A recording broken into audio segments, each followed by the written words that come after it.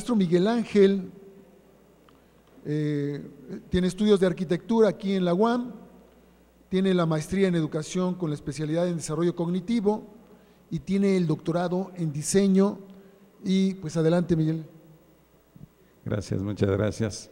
Bueno, antes de iniciar, me gustaría, primero que nada, manifestar que mi congratulación por el hecho de que el Departamento de Investigación está trabajando muy dinámicamente y que se estén abriendo espacios como este en mi universidad y en mi edificio, donde comúnmente, al igual que todos mis compañeros, acudimos a dar clases y rodeados de alumnos. Me parece una iniciativa muy interesante que felicito y saludo cordialmente. Y bueno, para iniciar, pues este es el tema que voy a exponer y un poquito podríamos plantear, bueno, ¿qué tiene que ver el lápiz en un tema como este, ¿no? En el que estamos hablando justamente de esta dinámica que se ha desarrollado a partir de los nuevos espacios virtuales de aprendizaje. Bueno, vamos a iniciar la siguiente, por favor. Bueno, desde luego que la sociedad y sus formas de actuar, de reproducir, de jugar y de interactuar se han transformado notablemente. La siguiente. De manera que es evidente que la educación, sus prácticas y sus medios no son los mismos. La educación se transforma día a día y pese a los esfuerzos institucionales, así como a la iniciativa de docentes y visionarios, viene una verdad histórica. La siguiente, por favor. La verdad es que han sido los estudiantes quienes han incorporado de manera natural las nuevas tecnologías a su quehacer diario. Entonces, la educación se ha transformado, sí. Instituciones y profesores hemos hecho un esfuerzo, sí, pero durante los últimos 2 años quizá, los estudiantes la han transformado, se han apropiado de estas nuevas tecnologías y han hecho suyas estas nuevas plataformas para transformar la educación. La otra verdad histórica es que el T-Learning, por llamarle, digamos, traditional learning o el modelo tradicional, evoluciona con o sin ella la ayuda de las instituciones y docentes. Tenemos que aceptar que los alumnos han transformado y sus formas de comunicar y de actuar han hecho que también la educación se transforme. Queramos o no, la educación ya se transformó. Entonces transitamos nuevamente un poco el juego de palabras del P-Learning, o sea, del aprendizaje o de la enseñanza o de la modalidad presencial, al B-Learning, o mejor aún al U-Learning, a la ubicuidad del aprendizaje. Es decir, yo creo que la educación en todos sentidos y en todos los lugares se está transformando, quieran o no quieran, ¿sí? Entonces, aquello de que la educación a distancia o la educación presencial ya no es una disyuntiva, la educación es la educación y la educación es con medios y los medios son de los que estamos hablando en este momento. Entonces, así como decimos, bueno, tienes que escuchar tu cuerpo, yo creo que los docentes tenemos que escuchar a la sociedad, escuchar a los jóvenes, mirar, ampliar nuestra perspectiva y darnos cuenta de cómo se están desarrollando sus actividades y en función de eso, aplicarlas en favor de la educación. Los dispositivos móviles, aún los más comerciales o los más económicos, tienen ya cada vez mayor potencia, tienen acceso a muchas otras aplicaciones que antes no tenían. Las redes sociales también constituyen un espacio muy importante en la socialización, comunicación e interacción de los alumnos. Entonces, la siguiente, por favor. Las redes sociales constituyen de facto un entorno real en su autoformación. Los alumnos ya usan las redes sociales como parte de su autoformación.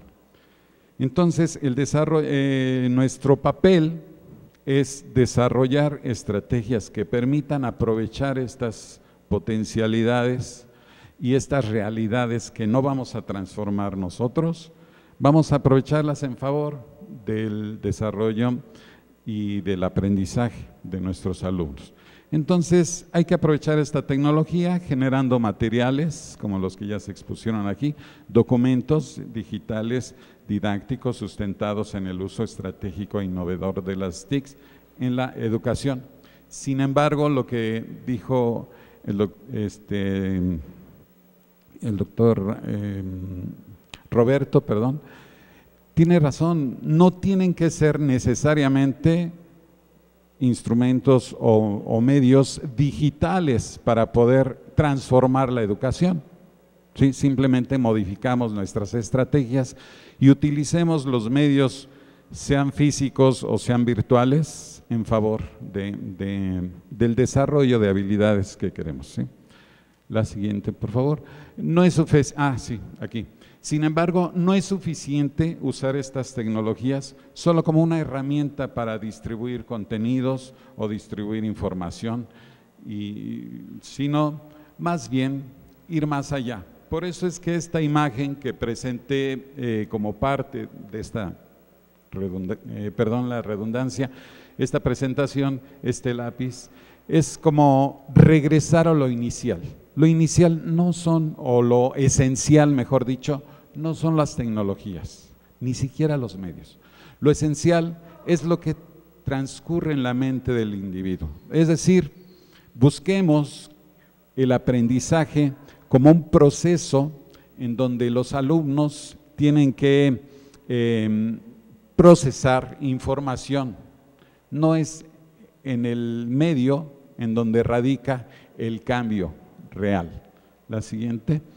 Sin embargo, es importante aprovechar la tecnología como un medio para mejorar la calidad del aprendizaje y favorecer el desarrollo de habilidades del pensamiento. Decía el doctor Marco Ferrusca hace un momento, los contenidos, pues a lo mejor ya no, pues sí, efectivamente los contenidos es una parte pequeña, lo importante es lo que lo rodea, el desarrollo de habilidades. ¿Sí? Entonces, busquemos a través de gamification o a través de otras estrategias que los alumnos desarrollen habilidades. Los contenidos van a cambiar, cambian cotidianamente, todos los días hay nuevos conocimientos. Lo importante es que permanezcan esas habilidades desarrolladas a través de nuestra actividad docente. Entonces, dentro de una posibilidad de uso de las tecnologías que a mí me pareció interesante, es esto que se llama el aula invertida. Y dije, bueno, ok, las tecnologías están ahí, pero lo importante es cómo utilizarlas. Desafortunadamente, digamos, esta seducción de las nuevas tecnologías ha hecho que muchos profesores o instituciones nos centremos en las tecnologías y no en los procesos cognitivos, que son los que son realmente importantes. Sin embargo, dentro de todas estas estrategias propuestas, una que a mí me pareció interesante porque nos permite de alguna manera jugar con los procesos cognitivos, es esto del aula invertida o el flipped classroom. ¿En qué consiste? ¿Cuál es la propuesta del flipped classroom? Dice, bueno, pues en lugar de exponer primero el tema, como lo hacemos tradicionalmente, imaginemos una clase de matemáticas como la que yo doy, damos el tema, hacemos algunos ejercicios, después dejamos una tarea para que los alumnos la realicen en casa. ¿Sí? El flipped classroom plantea lo contrario, plantea que primero los alumnos en casa, a través de internet, puedan revisar la explicación y llegar a clase ya habiendo revisado ese material, y entonces ya en clase hacer las tareas. De manera que cuando el alumno tiene que desarrollar o aplicar el conocimiento, es cuando está el profesor cerca para orientarlo o para, de alguna manera, ayudarlo a descubrir sus errores, si es que los tiene, o de alguna manera irlo conduciendo en este proceso, ¿sí? Y la parte de explicación, que es la parte tradicional, esa la pueden consultar en línea todas las veces que requieran. Entonces, en el modelo tradicional es lo que decía hace un momento: en clase la exposición por parte del profesor, en clase la realización de ejercicios y fuera de clase la revisión de actividad del profesor. En cambio, en el modelo anterior, fuera de clase, primero se revisa el material, después se realizan ejercicios ya en clase y fuera de clase hay revisión de nuevo material por parte del alumno, ¿sí? Entonces, esa es, digamos, una propuesta que me pareció interesante. La experiencia nos muestra que cuando los alumnos realizan o intentan realizar las tareas fuera del aula, es justamente cuando les surgen las dudas. Entonces, ¿por qué no resolviste bien este ejercicio? Es que ya cuando lo quería hacer me surgieron dudas, ¿no? Entonces, ¿por qué no invertir el proceso? Eso es lo que a mí me pareció interesante como propuesta en esta aula invertida. El siguiente, por favor. Sí, la parte de aplicación del conocimiento, que es la que demanda habilidades cognitivas superiores, se hace bajo la guía y supervisión del profesor. Entonces, eso me pareció muy importante. Mientras que la revisión inicial de los contenidos, que generalmente suelen demandar habilidades cognitivas básicas, la hacen sin presencia del profesor, y fue algo que a mí me pareció interesante. Entonces, la propuesta en sí misma no es suficiente, porque podemos seguir haciendo la educación tradicional en un modelo como en el otro. Entonces, ¿cuál es, digamos, el plus o lo que buscamos?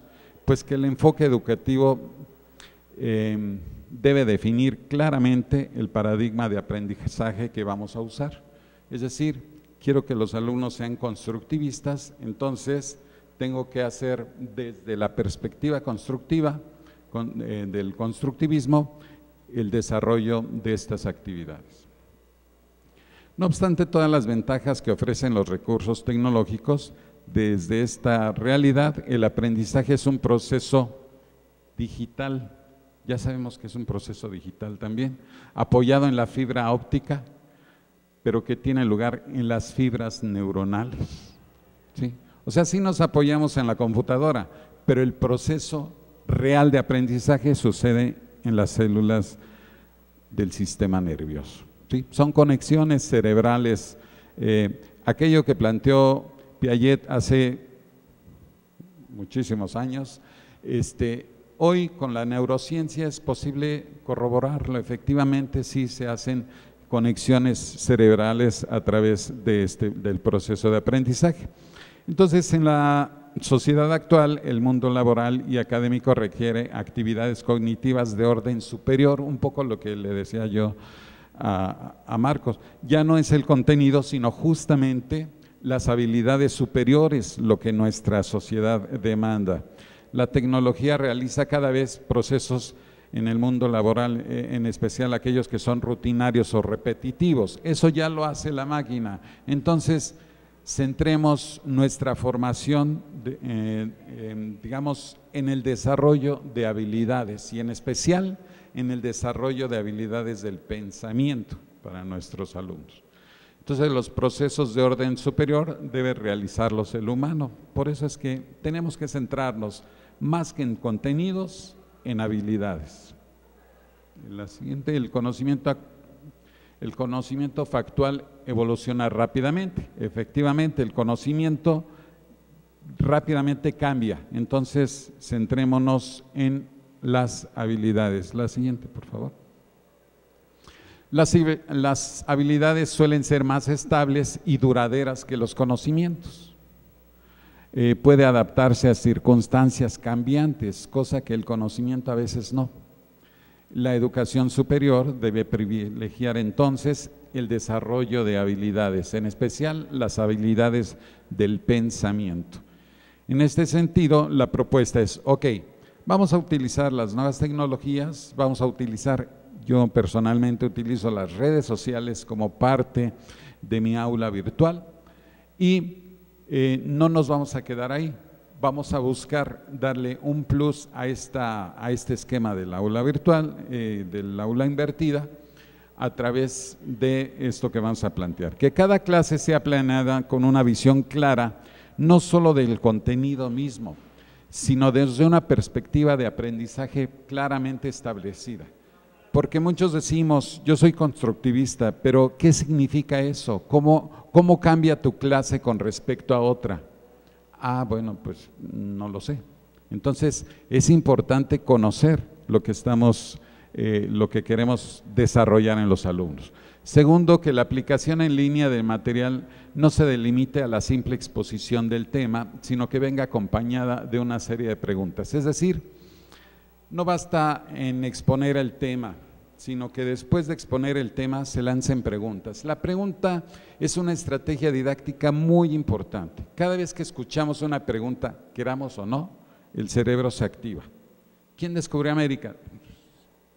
De cualquier forma, cualquier pregunta, sea abierta, cerrada, el cerebro actúa. Entonces, por eso es importante generar que la explicación vaya acompañada de preguntas, pero esas preguntas deben de ir encaminadas a propiciar la reflexión del alumno o que se planteen retos o desafíos cognitivos. No basta con recibir información, es necesario que el alumno procese esa información.